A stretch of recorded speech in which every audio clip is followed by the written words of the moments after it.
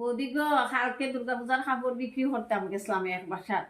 যে মানে ভয় লাগছে বাড়ি ঢুকতে। এত সুন্দর বাড়ি গো বৌদি, রাজপ্রসাদের মতো বাড়ি।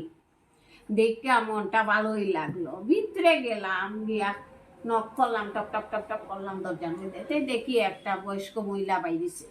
আমি ভাবছি গো, জানি এই বাড়ির মনে হয় কাজের মহিলা। তো ওই উনি বুঝি এই বাড়ির মালিক নেই, বুঝছো নি। শাশুড়ি মায় বউরে ডাকো, ও বৌমা বৌমা।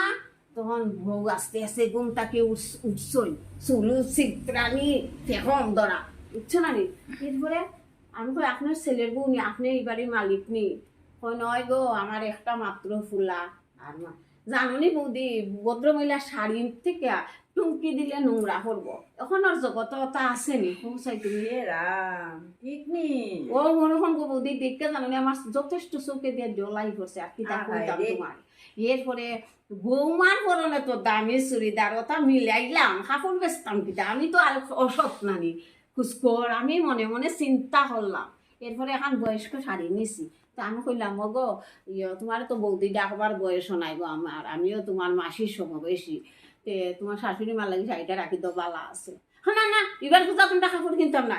মাই গো মুখের উপরে এমন এক জেনটি মারলো, বুঝছো নেনি। আর শাশুড়ির মার মনে হয় কাপড় জীবনে বউকে দইয়া দেয় না।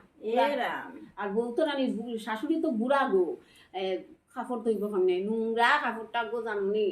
তো সব বৌমারেরা কইছি, তোমরাও একদিন শাশুড়ি হইবা, আমিও একদিন শাশুড়ি হইব।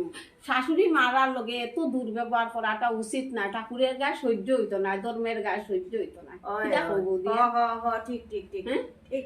তো এইটাই হইতাছে আর কি। আমরা সবাই শাশুড়ি মানের যত্ন করে, তারপর আমিও একদিন শাশুড়ি হইবা, তুমিও একদিন শাশুড়ি হইবা, ঠিক নেই?